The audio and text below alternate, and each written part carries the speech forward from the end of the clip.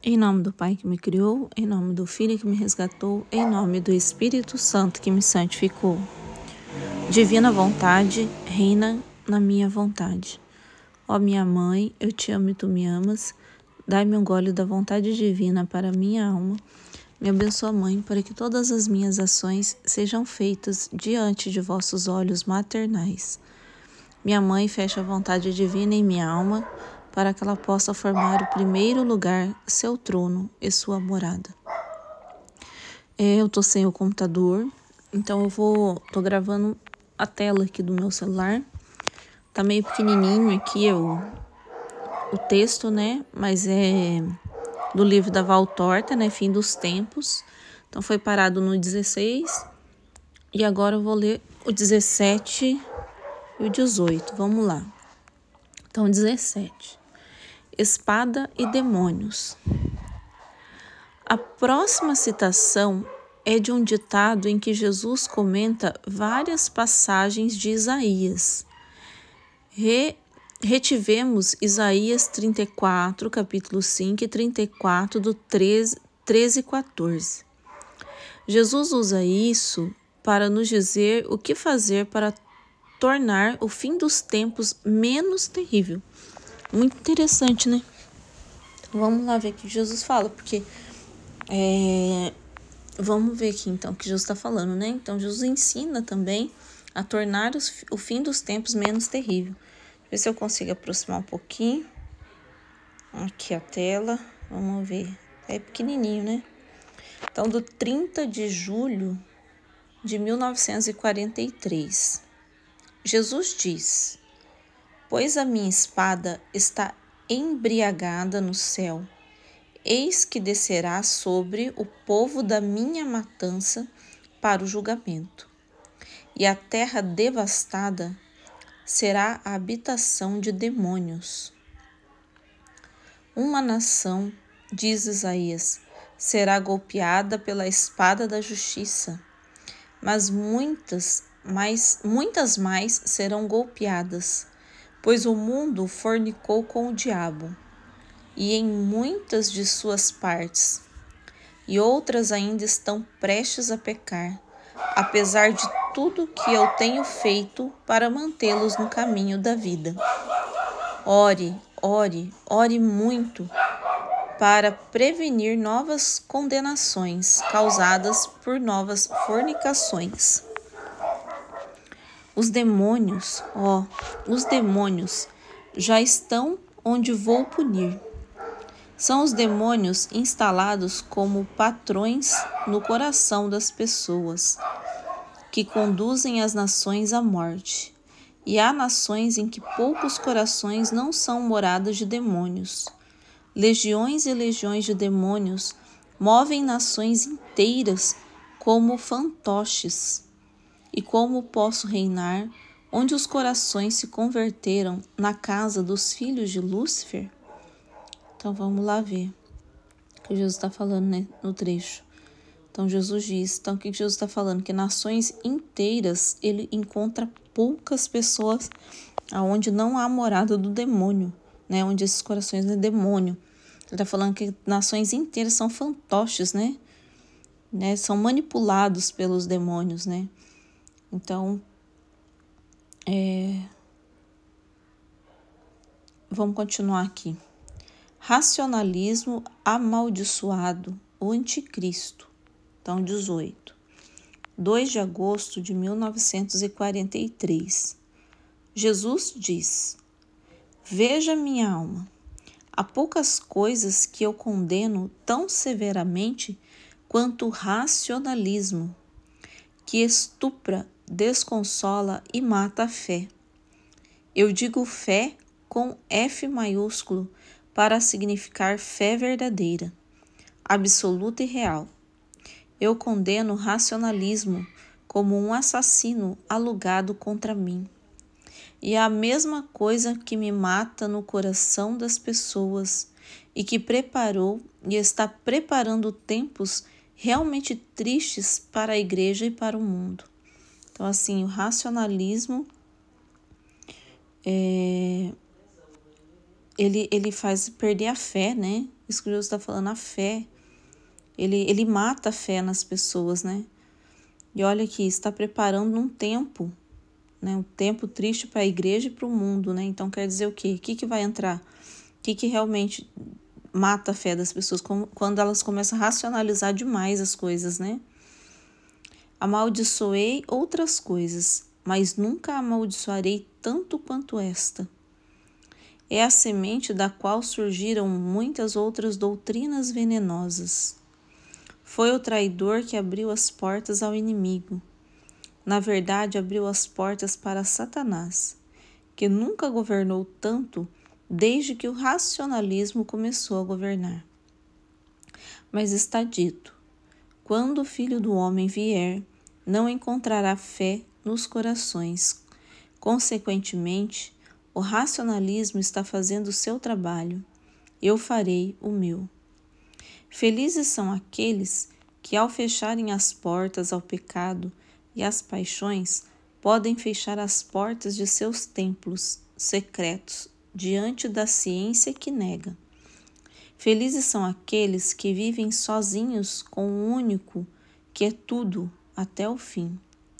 Em verdade vos digo que pressionarei em meu coração o desgraçado que cometeu um crime humano e se arrependeu dele, desde que sempre tenha admitido que tudo posso, mas terei rosto de juiz para quem, com base em uma ciência humana arrogantemente despótica, negue o sobrenatural nas manifestações que o Pai gostaria que eu desse.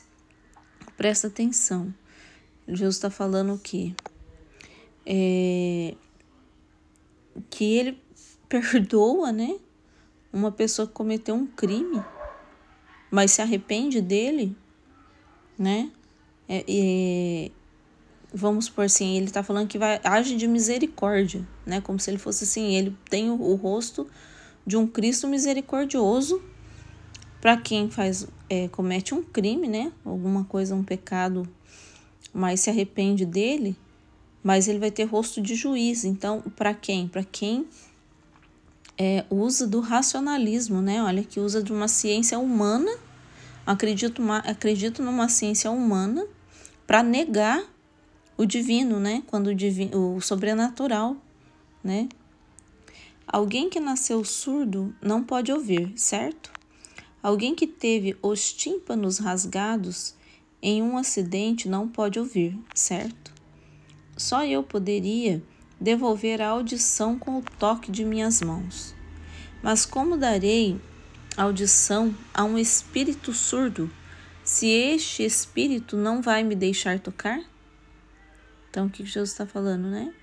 Então, alguém nasceu surdo, não pode ouvir, alguém, às vezes, né, tem um acidente no ouvido, não pode ouvir, mas o que é pior, né? É uma alma, um espírito que não quer ouvir, não, um espírito surdo, aquele que não quer ouvir, um espírito que nega, né? E tem espírito surdo, sim, muito, que às vezes a gente vai falar uma verdade de Deus e a pessoa não quer escutar. Então, não adianta. É muito triste, mas não adianta. Você vai falar e nada vai entrar, né? Então, a pessoa tem que querer ouvir. Quantas perguntas do padre sobre o último oponente.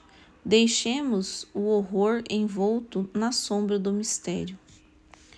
Não ajuda em nada vocês saberem certas coisas. Então, vamos lá. Quanta pergunta do padre. E tem um padre que é o nome Migliorini, entre parênteses, né? Sobre o último oponente. Então, o padre perguntou sobre o anticristo, né? O último oponente. Deixemos o horror envolto na sombra do mistério. Não ajuda em nada vocês saberem certas coisas. Sejam bons e basta. Então, Jesus está falando, não importa, né? Não, saber do anticristo, ficar sabendo, assim. O que importa é ser bom, né? Ser bom e basta. Ofereçam sua bondade em avanço, a fim de encurtar o período do monstruoso reinado sobre a raça de Adão. Sejam bons e basta, ofereçam sua bondade, né? Aquilo que estava lá naquele outro título, né? Para encurtar o tempo, né? Aqui, ó, quer ver, ó? Para fazer tornar o fim dos tempos menos terrível, né? Aqui que vai estar a resposta, na parte de cima não estava. Então, para tornar o fim dos tempos menos terrível, sejam bons, né? Sejam bons. Ofereçam sua bondade em avanço, a fim de encurtar o período do monstruoso reinado sobre a raça de Adão. Com relação ao tempo, 1000, 2000, 3000 são expressões para dar aos seus pontos de referência de perspectiva limitada. Agora, o filho do inimigo não é um filho da vontade da carne. Ele é um filho da vontade da alma, que alcançou o vértice e a profundidade da auto-identificação com Satanás. Sua soberania bestial será tão cruel que cada minuto será um dia, cada dia será um ano, cada ano será um século para aqueles que vivem naquela hora. Mas no que diz respeito a Deus, cada século é um milésimo de segundo. Porque a eternidade é um estado de tempo sem limite. Esse horror será tão imenso que a escuridão da noite mais escura seria em comparação à luz do sol do meio-dia, para os filhos da humanidade mergulhados nela. O filho do inimigo poderia ser negação, porque ele negará a Deus, negará a vida, negará tudo, tudo, tudo. Você pensa que está naqueles tempos?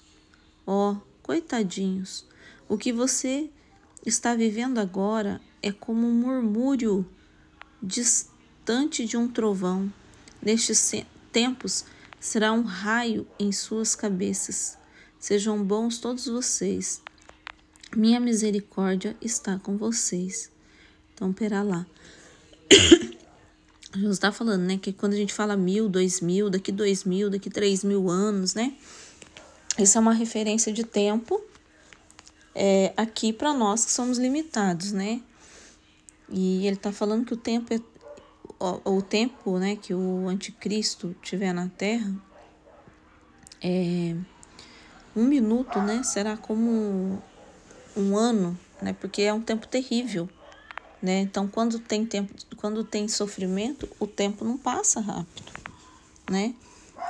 Se a gente for ver, o tempo que tá de sofrimento mesmo, né? Se você sentir tá em dor, em sofrimento, o tempo não passa muito rápido, né? Então, mas depois, aí ele tá falando agora para Deus, né?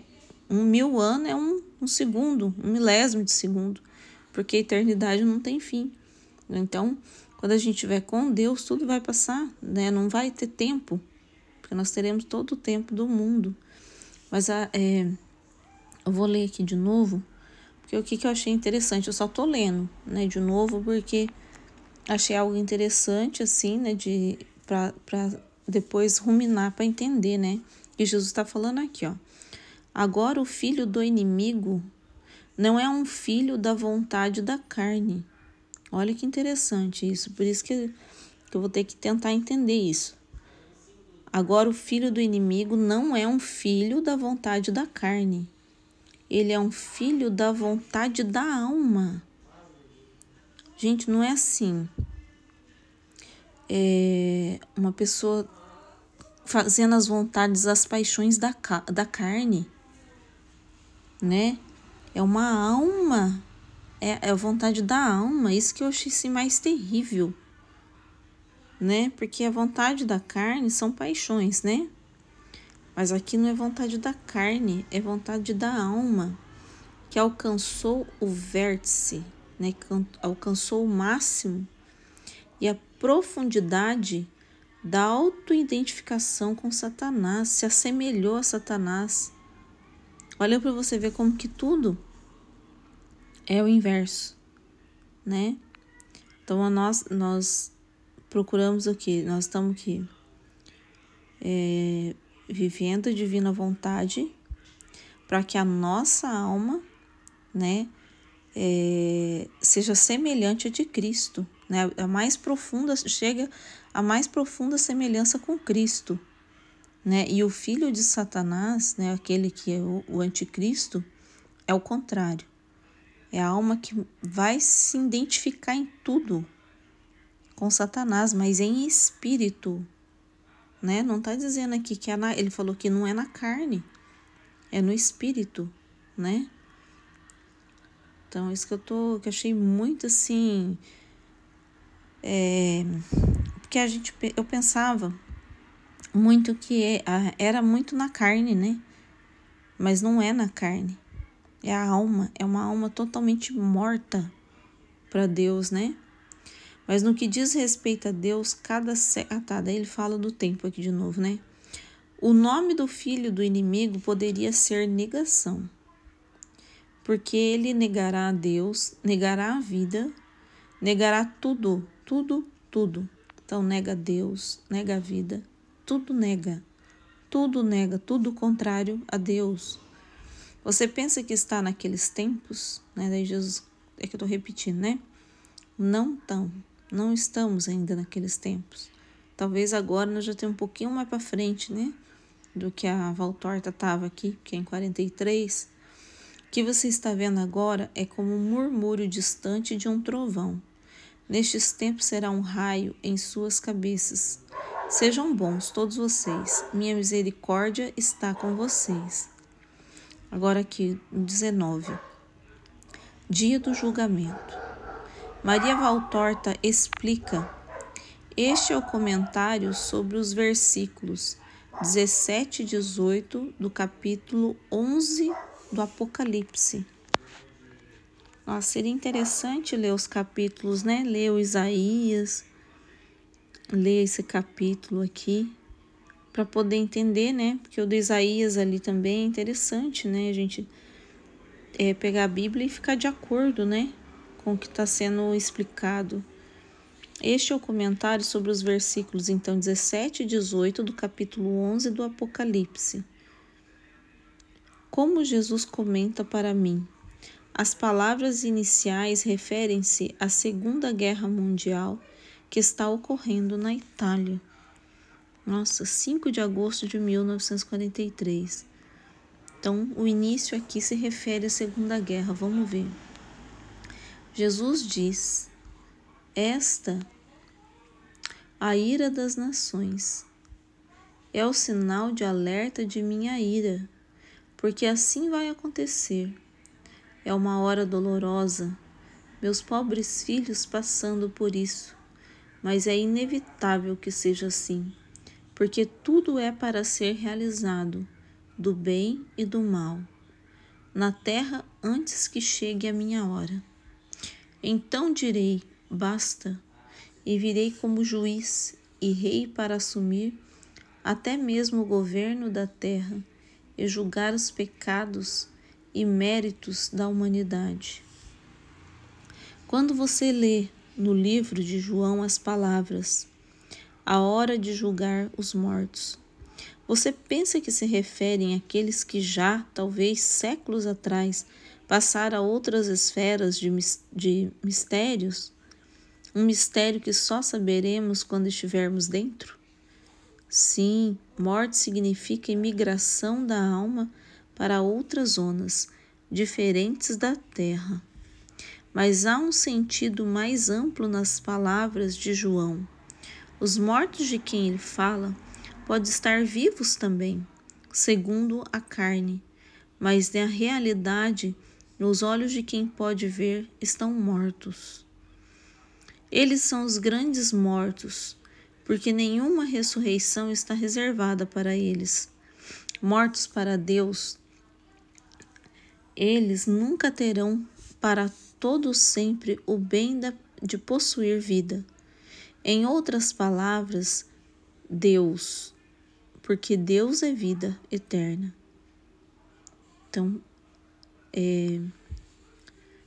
a vida, né? Quem possui a vida é quem possui Deus, né? Deus é vida, né? quem está morto para Deus, né? Quem não é a alma morta, que não quer saber de Deus, negação de Deus, né? Igual eu estava falando ali em cima do filho, né? Do anticristo. Aquele que tem a alma que está identificada com Satanás, então ele é morto, né? Então é só morte, né? E aquele que tem a alma em Deus, ele já possui a vida, né? Porque ele já possui a vida eterna. Então o que Jesus está falando aqui? Então a última hora, né? Quando virá julgar os mortos aqui, não quer dizer que o que Jesus está falando aqui não é pessoas que já morreram, né? Pessoas que já morreram, na verdade, já tiveram seu julgamento particular, né? São pessoas vivas, mas que estão mortos para graça, que estão mortos para Deus, né? Que não tem abertura para Deus, né? Da mesma forma, os profetas, servos e santos de quem fala João têm um significado mais amplo do que as simples palavras poderiam suscitar. Sob esses 3 títulos, eles aludem a todas as criaturas que puderam viver no Espírito. Quantas velhinhas humildes, quantos meninos pobres, quantos homens simples e incultos, quantas mulheres analfabetas, desconhecidas das multidões, estão escondidos e compreendidos nas palavras. Profetas, servos e santos. Então aqui que Jesus está falando não é só aqueles que a gente conhece, não, né? Tem muita gente santa, humilde, que desconhecido, né? Que foram santos, que estão vivos, né? Na graça, na vida eterna, né? Com Deus, né? Que se o mundo os conhecesse, o mundo riria deles. Mas na verdade, eu te digo que um desses pobres, segundo a carne, é mais um profeta, servo e santo meu, do que um erudito orgulhoso, um grande fanfarrão, até mesmo um ministro meu, sem o que os torna santos aos meus olhos. Ser capaz de viver de acordo com a minha palavra e ser capaz de fazer a minha vontade, com fé inabalável, iluminará um sol 7 vezes maior do que o sol comum, e meus céus brilharão com eles, enquanto os coros de anjos cantam meus louvores e os louvores de meus servos. Naquela hora proclamarei contra o mundo, estúpido e cego, as virtudes dos meus servos que os tornam meus filhos. Mas para aqueles que não são, especialmente para aqueles que por suas ações levaram a terra e os fracos da terra à sua ruína, meu olhar será um relâmpago que os lançará no abismo, porque é inevitável que o mal exista. Mas amaldiçoados para sempre são aqueles que se tornaram escravos e admiradores do mal. Né? Então, deixa eu reler, né? Então, o mundo desconhece, né? O mundo ri desses pequenos, né? Simples. Se a gente for pensar, né? Mesmo, aqueles que realmente, né? Amam a Deus, assim, que estão em comunhão com Deus, fortuna não vão fazer, né? Então, assim, a gente que vive na terra com amor a Deus, para Deus, a nossa mentalidade já não é de correr atrás de dinheiro, não é de fazer fortuna, não é de ser famoso, né? Não é de ciências humanas que a gente corre atrás, não é de estética.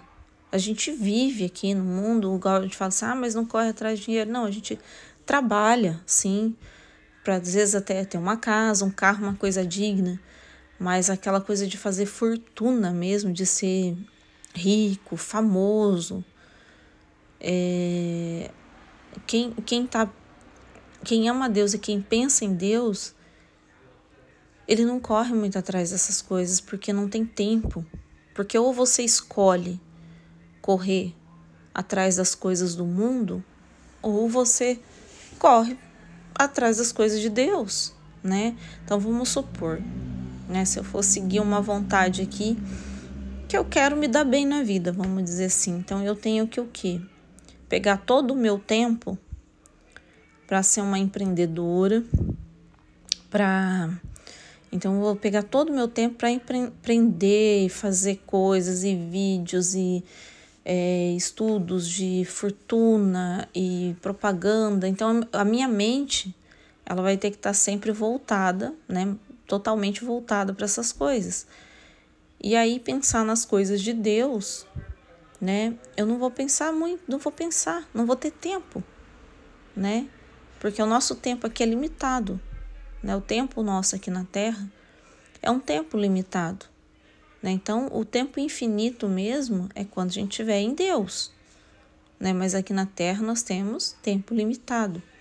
Então, se a gente for ficar correndo atrás das coisas do mundo, né? A gente não tem tempo para Deus. Não tem, né? Porque desfoca o nosso coração de Deus, né? A gente vai ocupar nossa mente com as coisas do mundo, né? Então, quem vive no mundo, quem vive dessas coisas, vê a gente mais simples, né? Com menos dinheiro, menos coisas ou menos condições, aparentemente, de financeira ou simplicidade ou menos estudo também, né? Porque daí às vezes não consegue, né? Mas muito estudo, a gente vão rir, né? Então, claro que riem da gente, né? Claro, chama a gente de tolo, né? Então, por quê? Porque a nossa alma, ela é feliz com Deus, né? Então, quem ama a Deus, a alma é feliz com Deus, né? A gente não se sentiria feliz com todas as coisas do mundo e distante de Deus, né? Nossa alma, ela é feliz com Deus. Então a gente nega as coisas porque a nossa felicidade mesmo está em Deus, né? Então a nossa alma é assim, né? Quem ama a Deus é assim, né? Ela não prefere estar com riquezas sem Deus, não prefere, né? Então para nós não, né? Então a gente sim é desconhecido, né? Do mundo, o olho deles, né? O olhar de quem está no mundo para uma alma que realmente ama a Deus, ele é desconhecido, né? Ela é uma alma ridícula, né? Para quem ama o mundo, né? Igual Jesus falou, ri deles.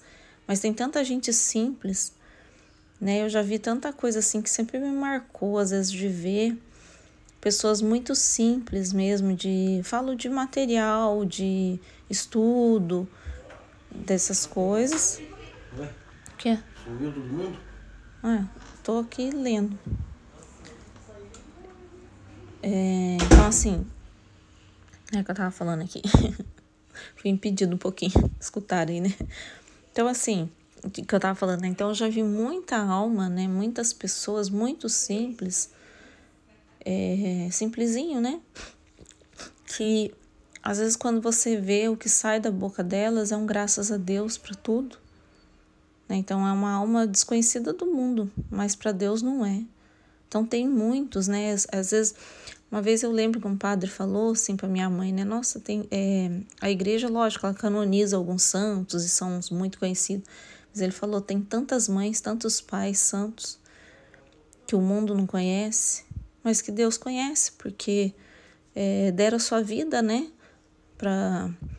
Ali na honestidade, na simplicidade, no amor a Deus, dedicação à família, dedicação aos filhos, né? Então, tem muitos santos desconhecidos, né? Então, assim, interessante, Jesus está falando aqui, né?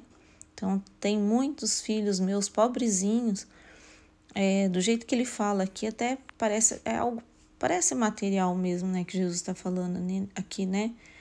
Que o mundo riria deles porque eles são humildes, são como se fosse até ignorantes, né? Assim, analfabetos, ignorantes, coisas assim, gente simples mesmo, né? Mas que estão vivos para a graça de Deus, né? mas estão vivos, né, na graça de Deus.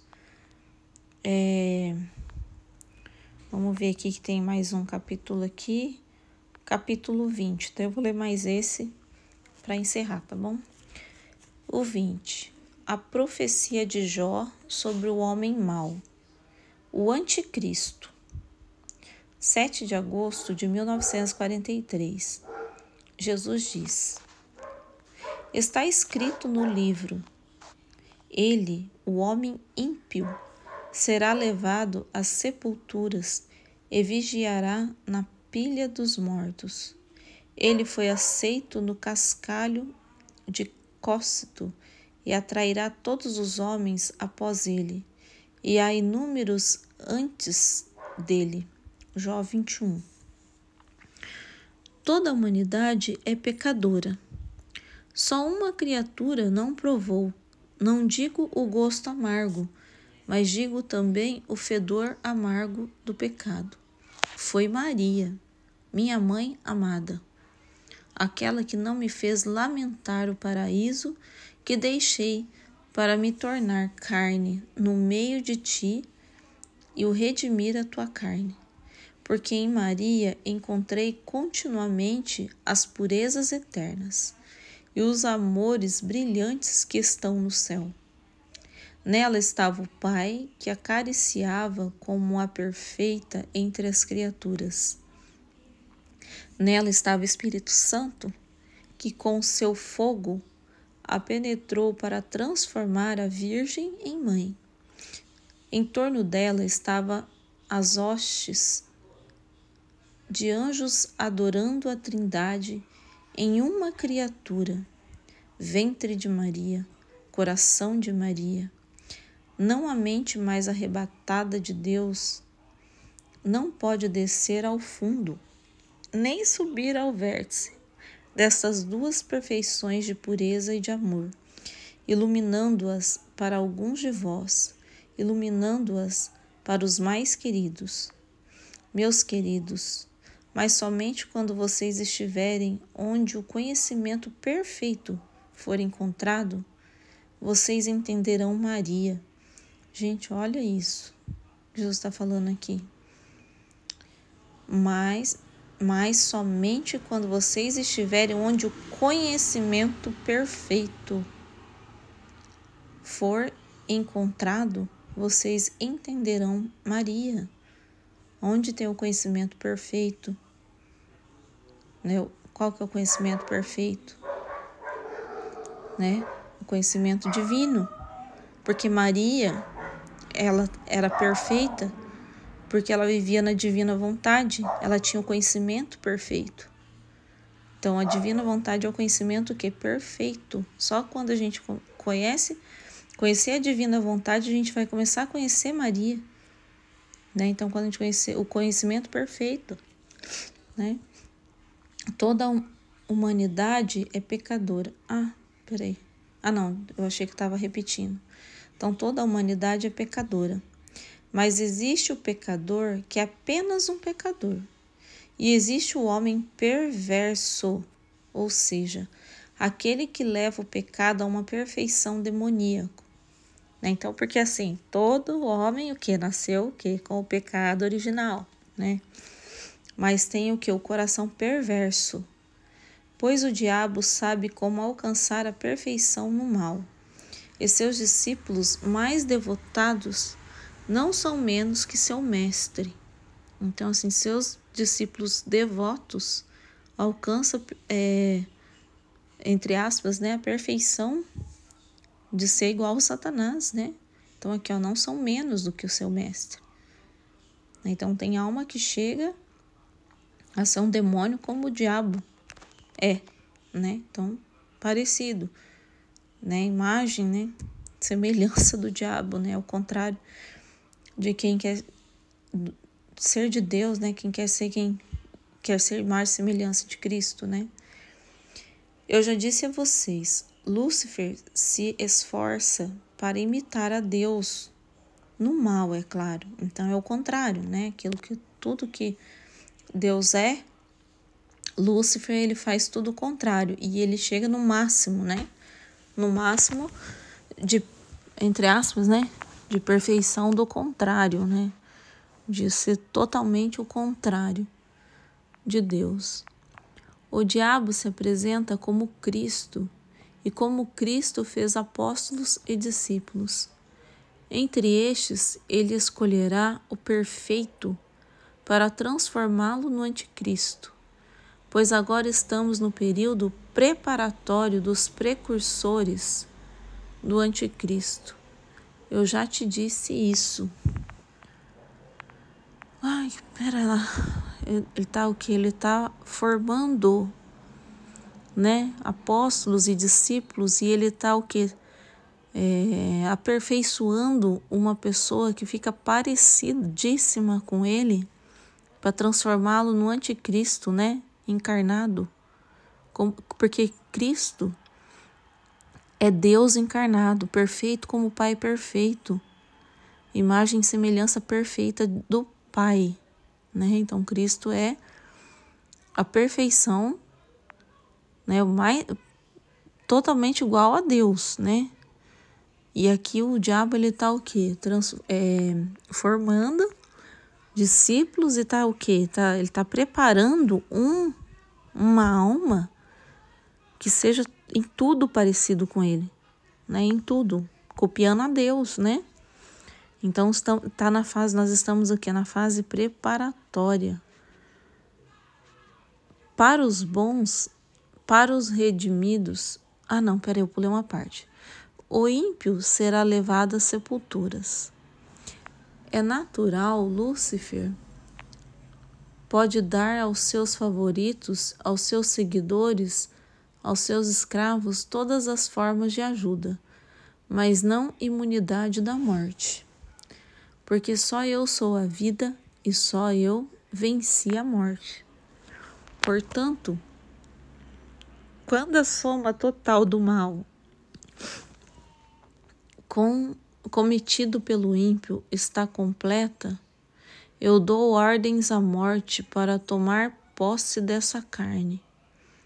Essa carne, portanto, conhece o horror da sepultura.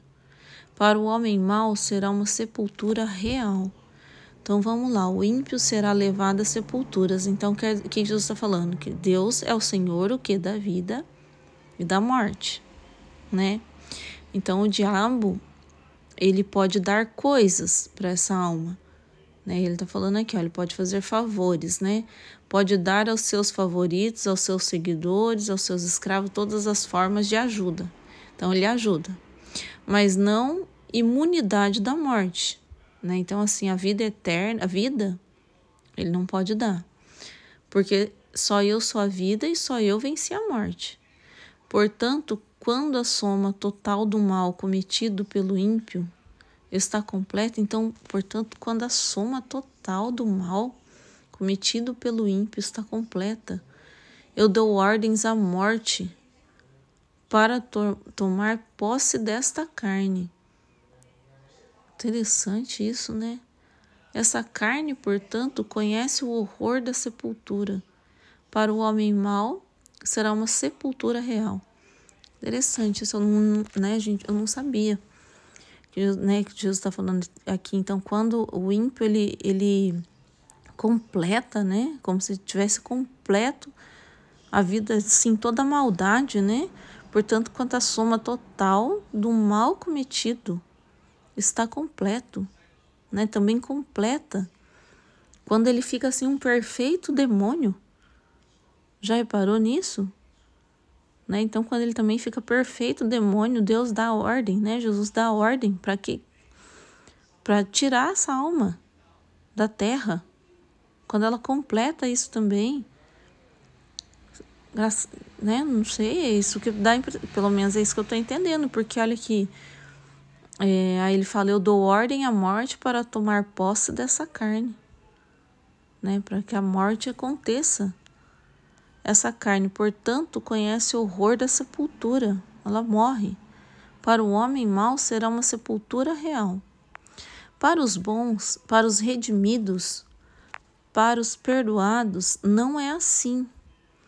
Porque eles acreditam e sabem com base na fé. A sepultura é um lugar onde a vestimenta mortal volta à sua natureza de pó. Assim o espírito é posto livre, esperando a hora em que foi criado, será formado novamente para entrar na glória ou danação, com a perfeição da criação que Deus criou para os seres humanos, a união de um espírito a uma carne. Espírito imortal como Deus, seu Criador e Pai, e a carne mortal feita como um animal terrestre. A soberania da terra e herdeiro do céu muitas vezes prefere a terra ao céu e a um animal não por ser animado, mas por viver como um bruto, não menos que os animais reais e às vezes até mais.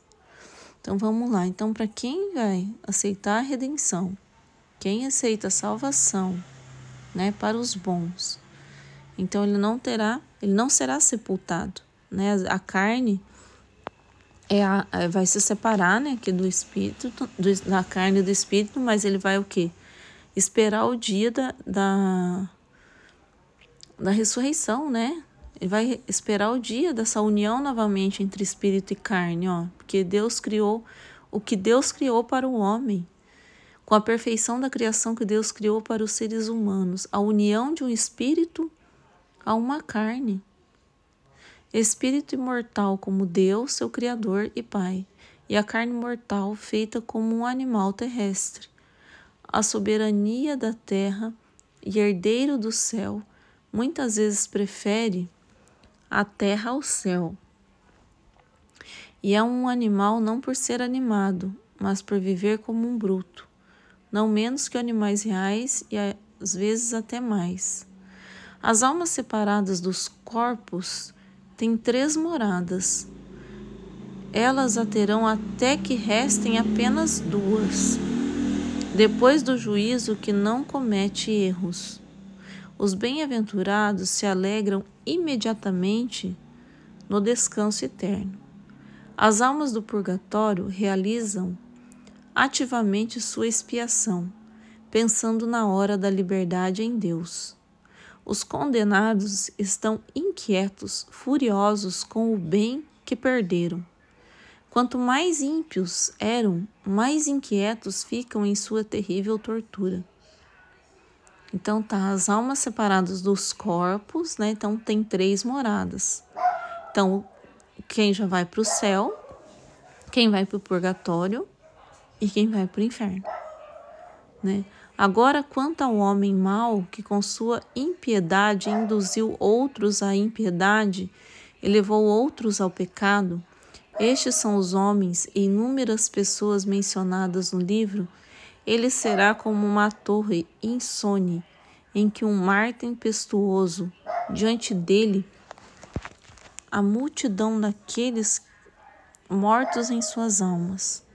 Ele será como uma torre insone, em um mar tempestuoso, diante dele, a multidão daqueles mortos em sua alma.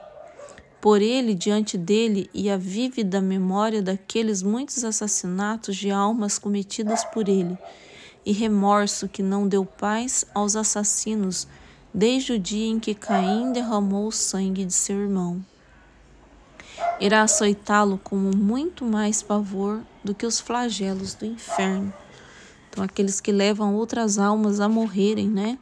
Que eles terão diante deles todas essas almas, né? Assim, a morte, né? Dessas almas diante deles. Ele velará por seu crime aquele que se lançou contra Deus nas criaturas de Deus e como uma fera furiosa causou estragos nas almas. Que terrível ter diante de si a prova de seu delito, punição sobre os outros castigos, terror além dos números, apropriado, os incontáveis pecados do homem mau entre os pecadores. Agora, Maria, para consolar o seu coração que está se deprimindo perante os estratos do outro mundo, onde o amor de Deus não domina, mas a sua severidade sim. Eleve o seu espírito ao ouvir essas palavras só para você e para as almas como você.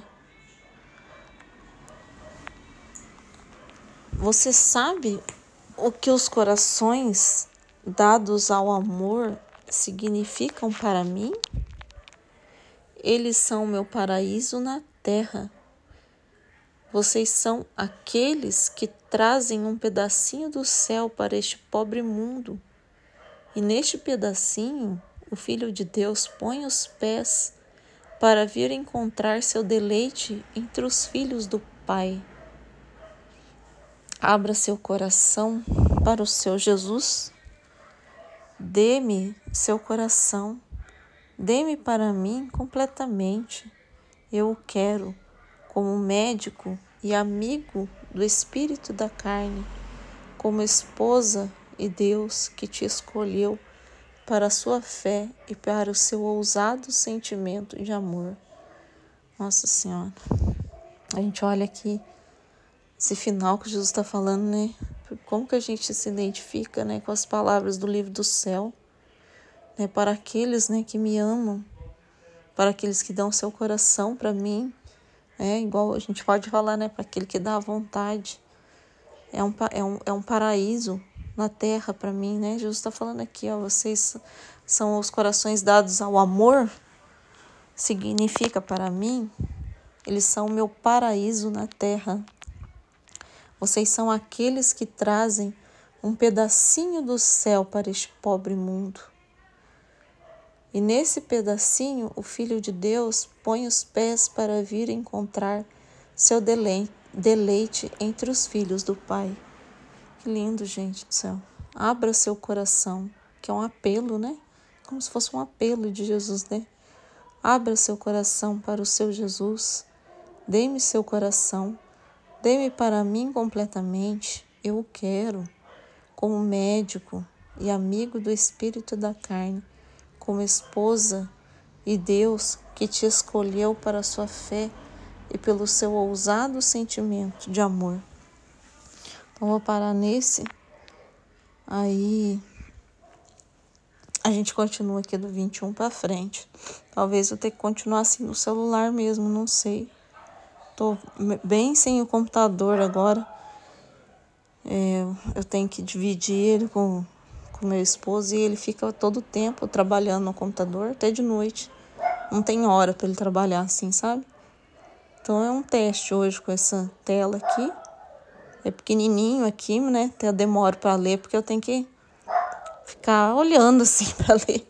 Mas é bom, né? Porque daí ler devagar é bom pra gente ir gravando, né? As palavras, tentando entender, né? Sou meio lentinha aí para entender as coisas, mas é isso, né? Então, amém, Fiat. Então, vamos parar nesse aqui, 20, né? Então, a gente leu até o 20 e a próxima a gente começa no 21. Parando, então. Amém, Fiat.